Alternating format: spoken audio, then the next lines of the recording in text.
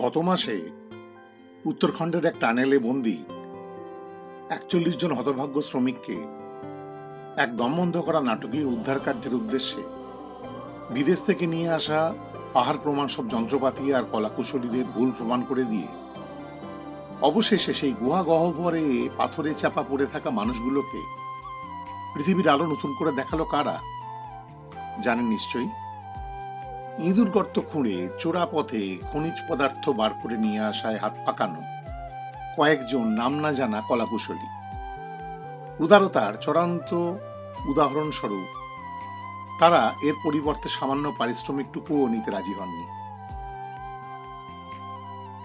আচ্ছা, আমরা এই ঘটনা বা দুর্ঘটনা থেকে কি কি শিখলাম একটু ভেবে দেখবেন তো। আজ তবে এটুকুই থাক, চাইলে আবার ফিরে আসবো এই আলোচনায়। আচ্ছা, সেই এক দৌড়ে ছুটে গিয়ে এক রাজার প্রতিশ্রুতি মতো একটা লাঠি জমিতে পুঁতে দিয়ে এক লোভী নাপিতের সূর্যাস্তের আগে ফিরে আসার গল্প কম বেশি আমাদের সকলেরই জানা আছে।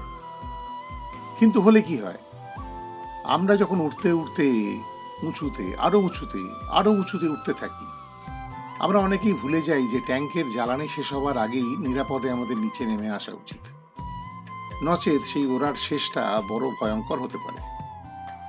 মনে রাখা উচিত, আমরা জীবনের দৌড়ে যত বেশি জমি দখল করেছি বলেই মনে করি না কেন, শেষে কিন্তু কপালে সেই ৮ ফুট বাই ৩.৫ ফুট মাটিই জুটবে, তা সে সীতাই হোক বা কবর।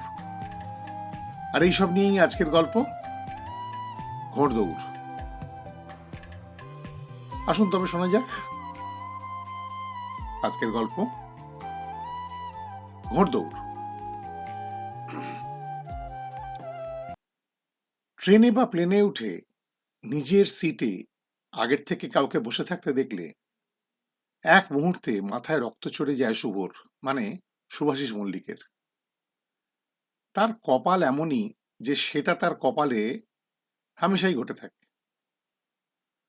যাত্রার শুরুতেই এইসব ছোটখাটো বিষয়ে ঝগড়াঝাটি করা মানে সে সারাক্ষণ সেসব কথা ভেবে যাত্রার পুরো মজাটাই নষ্ট করে ফেলে।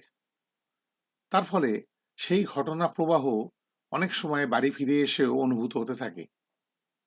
অনেক সময় পারিবারিক সম্পর্কেও তার অনাকাঙ্ক্ষিত প্রভাব ঘটতে পারে এবং ঘটেও। আজও এর ব্যতিক্রম ঘটল না, কারণ ইন্ডিগোর সন্ধে ৭:৩০টার মুম্বাই কলকাতার ফ্লাইটের বি রোতে তার জন্য সংরক্ষিত আইল সিটটিতে বহাল তবিয়াতে যে বসে আছে তাকে দেখে শুভর মুখ থেকে আপনার বদলে তোমার সিট নম্বর কত ভাই প্রশ্নটা নিজের থেকে বেরিয়ে। লোকটার পরনে খাটো একটা পাতলুন, গায়ে মলিন হাতা জামা, হাতা খোলা, বুকের বোতাম ছেঁড়া, শরীর থেকে মাপে অনেক বড়, ঢোলা, গায়ে ঘেমো গন্ধে ভরা একটা শার্ট, পায়ে রবারের চপ্পল, মুখে কোঁচা কোঁচা দাড়ি গোঁফ, উস্কো খুস্কো রুক্ষ অবিন্যস্ত চুলে ভরা মাথাটা দেখলে মনে হয় দেশে দুর্ভিক্ষ আবার ফিরে এসেছে।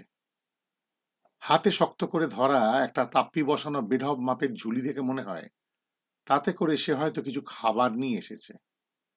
একটা জলে ভরা প্লাস্টিকের ঠান্ডা পানীয়ের বোতল ভেতর থেকে উঁকি মারছে। শুভর প্রশ্নটা শুনে ধীরে ধীরে মুখ তুলে চশমার ফাঁক থেকে তেরচা করে শুভর মুখের দিকে তাকিয়ে পাশের মানে মধ্যের সিটটাতে উঠে গিয়ে বসলো লোকটা। বোঝা গেল মিডল সিটটি তার জন্য ধার্য ছিল। ততক্ষণে শুভর পেছনের প্যাসেঞ্জারের লাইন লেগে গেছে। শুভর একবার মনে হলো এয়ার হোস্টেসকে ডেকে বলে তার সিটটা পাল্টে দিতে, কিন্তু ফ্লাইট যেরকম প্যাকড আপ তাতে হয়তো একদম পেছনের দিকে সিটই মিলতে পারে। তাই ৭-৫ ভেবে পকেট থেকে রুমালটা বার করে ফটফট করে দুবার আইল সিটটা ঝেড়ে নিয়ে বিরক্তি ভরে বেজার মুখে বসে পড়ল ষাটোর্ধ্ব শুভাশিস মল্লিক। তার বাঁ হাতটা আর্মরেস্টের ওপরে না রেখে সেটাকে সে নিজের কোলের ওপরে গুটিয়ে রাখল, যাতে পাশের লোকটার গায়ে হাতটা না লাগে। শুভর লোকটাকে দেখেই মনে হলো যেন সারা শরীর ও ময়লা পোশাক আশাক অজানা রোগ আর জীবাণুতে ভরা। কতদিন চান করেনি, জামা কাপড় কাচেনি কে জানে। সে ভাবল, সত্যি আজকাল কি ধরনের সব লোকজন ট্রেনে যাতায়াত করে। আগেকার সেই বিমান ভ্রমণের আভিজাত্যটা এখন আর নেই। সেটাকে অবশ্য বেশ যত্ন সহকারে খতম করে দিয়ে গেছেন ডেক্কান এয়ারলাইন্সের প্রতিষ্ঠাতা ক্যাপ্টেন গোপীনাথ, তার সিম্পলি ফ্লাই চালু করে। সে সুরক্ষা অবশ্য করতে পারেনি যদিও, তা না হলে রাতারাতি তাকে ব্যবসা গুটিয়ে ফেলতে হতো না। ভাবতে ভাবতেই অন ফ্লাইট সেফটি অ্যানাউন্সমেন্টটা শুরু হয়ে গেছে দেখে শুভ তার হাত ফোনটা বন্ধ করে পকেটে রাখলো। এটা তার বহুদিনের অভ্যেস। পাশের সেই লোকটা কিন্তু সমানে তার হাত ফোনে কি একটা ভিডিও দেখে চলেছে। শুভ ভাবলো একবার কল বোতামটা টিপে রিপোর্ট করে, কিন্তু কিছু ভেবে সে মাথা ঠান্ডা রাখলো। শুধু হাতে ইশারা করে লোকটাকে কানে হেডফোন লাগাতে ইঙ্গিত করলো, কিন্তু তার উত্তরে লোকটা ততক্ষণাৎ তার হাত ফোনটা বন্ধ করে পকেটে রাখলো। শুভর একটু অপ্রস্তুত বোধ হলো। সে গম্ভীর হয়ে সামনের সিট থেকে বার করে সেফটি ইনস্ট্রাকশন কার্ডটা এক মনে পড়তে লাগলো, কিন্তু আর চোখে সে বুঝতে পারলো যে সেই লোকটা বাঁ দিকে ঘাড় কাত করে একদৃষ্টে শুভর মুখের দিকেই তাকিয়ে আছে। কিছুক্ষণ অস্বস্তিতে থাকার পর শুভ বাঁ দিকে মুখটা ঘুরিয়ে লোকটার দিকে সোজাসুজি তাকাতেই তাকে এক অকল্পনীয় প্রশ্নের মুখোমুখি হতে হলো। আরে, তুই শুভ না?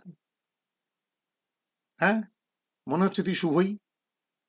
প্রশ্নটা শুনে শুভ যতটা না হকচকিয়ে গেল, তুই শব্দটা তাকে বেশ কুপকাত করে ফেললো।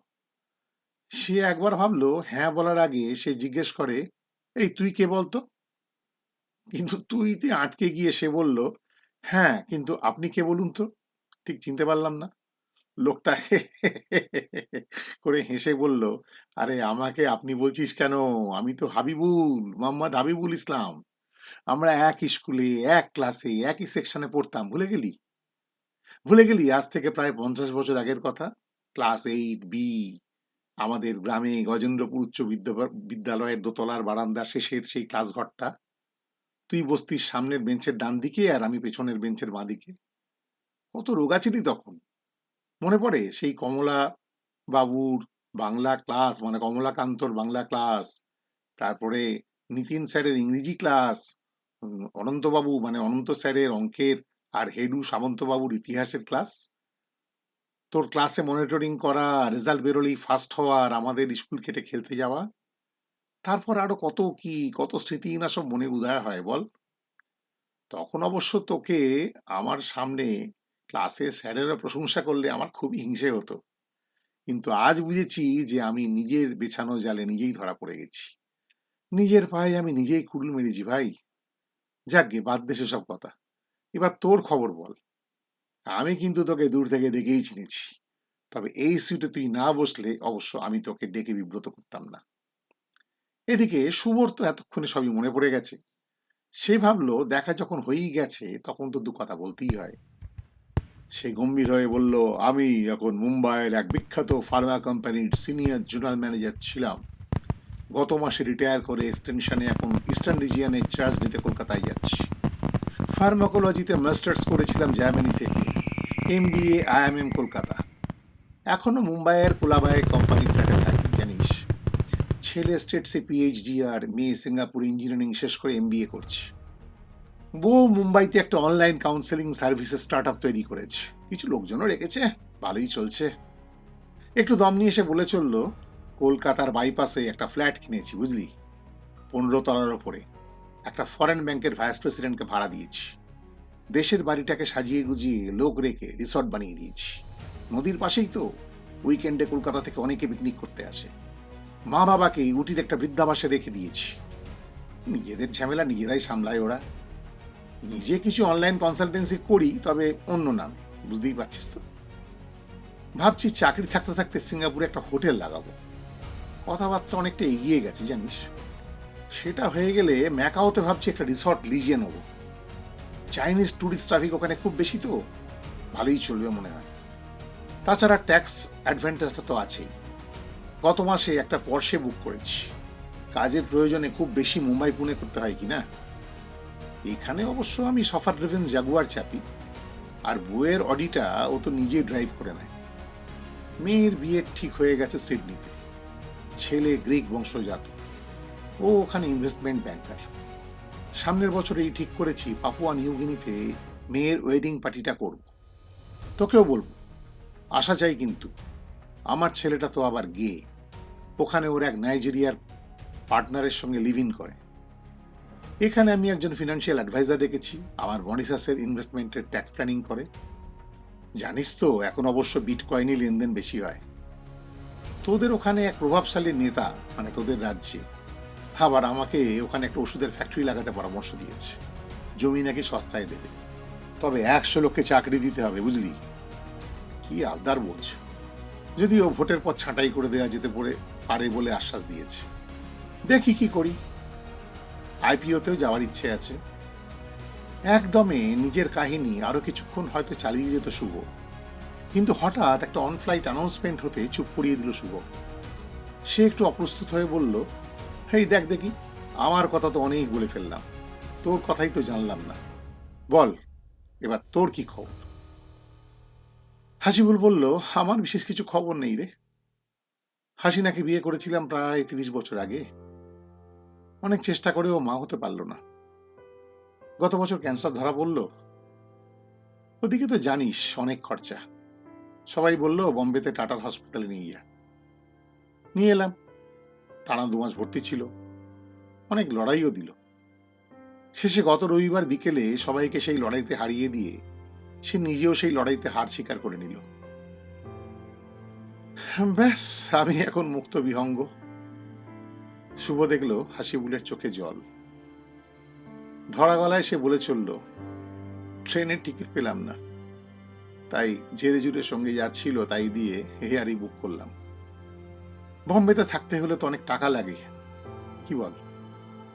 এয়ারপোর্ট থেকে বাস ধরে সোজা হাওড়া স্টেশন যাব, তারপর রাতটা প্ল্যাটফর্মে কাটিয়ে কাল সকালের প্রথম লোকালটা ধরে বাড়ি। আর বাবার দেয়া সাইকেল মেরামতির দোকানটা এখনো আছে জানিস, সেটাতেই পেট চলে। মনে হয় বাকি জীবনটা ওতেই চলে যাবে। এরপর শুভর বাঁ হাতটা খপ করে ধরে সে বলল, আসলে জীবনের সব দৌড় তো আর সবাই জিততে পারে না, কি বলিস? তবে হ্যাঁ, রেসের মাঠের ঘোড়দৌড়ে সব শেষে লক্ষ্যে পৌঁছানো ঘোড়াটাও কিন্তু জানে না যে সে হেরে গেছে। কারণ তার কাজ তো শুধু দৌড়নো, সে ছুটে চলে, তাতেই তার আনন্দ। তার সেই দৌড় নিয়েই সে দিব্যি বেঁচে থাকে। জানি না তোর সঙ্গে আর কোনোদিন দেখা হবে কিনা, তবে তোর কথা শুনে খুব গর্ব হচ্ছে রে। গর্ব হচ্ছে এই ভেবে যে আমরা একই ক্লাসের বন্ধু ছিলাম। দুজনে অনেকক্ষণ নিশ্চুপ হয়ে জানলার বাইরে চেয়ে রইল। তারা খেয়াল করেনি কখন রাত 10টা বেজে গেছে। তারা শোনেও নি কখন ল্যান্ডিং অ্যানাউন্সমেন্ট হয়ে গেছে। তারা দেখলো প্লেনটা এবার ধীরে ধীরে নিচে নামতে শুরু করেছে। নিচে এয়ারপোর্টের আলোগুলো এতক্ষণ পরিষ্কার দেখা যাচ্ছে। আসলে সব ওরারই তো একটা শেষ আছে, এক সময় নিচে নামতেই হয়। যেমন সব সফরের মতো সব সম্পর্কেরই একটা শেষ আছে। কোনো সম্পর্কই তো আর চিরকাল চলতে পারে না। কোনো সম্পর্ক আর কোনো সফরই অনন্তকাল ধরে চলতে পারে না। ল্যান্ডিং এর ঝাঁকুনিতে তাদের হুঁশ ফিরল। এতক্ষণে তারা মাটিতে নেমেছে। জানাবেন গল্পটি শুনে কেমন লাগলো। ভালো লাগলে নিশ্চয়ই লাইক, শেয়ার, কমেন্ট ও বেল আইকনটি টিপে চ্যানেলটি সাবস্ক্রাইব করতে ভুলবেন না। সবাই ভালো থাকবেন, সাবধানে থাকবেন। আর হ্যাঁ, গল্পের বিষয়টা নিয়ে পারলে একটু ভাববেন, আর আপনার ভাবনা আমাকেও জানাবেন। আজ তবে বিদায় নিলাম। কোনো এক সাপ্তাহিক আসরে আবার দেখা হবে নিশ্চয় গল্প চ্যানেলটিতে। নমস্কার, টাটা।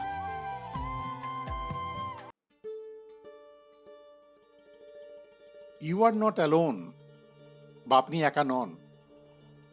এটি হলো আপনার মনের কথা বলা ও বলানোর একটি প্রচেষ্টা। সত্যিই তো আপনি একা নন। আমরা সবাই আছি আপনার সঙ্গে, আপনার কথা শুনতে, আপনার সঙ্গে কথা বলতে। যদি আপনি একাকিত্বে ভোগেন, মনের কথা বলার মতো সঙ্গী সাথী না থাকে, গল্প বলতে বা শুনতে ভালোবাসেন, মনের কথা বলে হালকা হতে চান, সব সমস্যা সরিয়ে রেখে অতীতকে ভুলে আনন্দে বাঁচতে চান, তবে উপায় আছে এবং হাতের কাছে। নির্দ্বিধায় যোগাযোগ করুন আমাদের সঙ্গে। আরও জানতে নিচে দেওয়া ঠিকানায় ঘুরে আসতে পারেন। You are not alone 2021 wordpress.com ওয়েবসাইটে, কমিউনিক কাউন্সেলিংয়ের ফেসবুকের পাতায়, এবং ইউ আর নট অ্যালোন 21 এর লিঙ্কডইন প্রোফাইলে। প্রশ্ন থাকলে mamaokconsultants@gmail.com ইমেল করতে পারেন।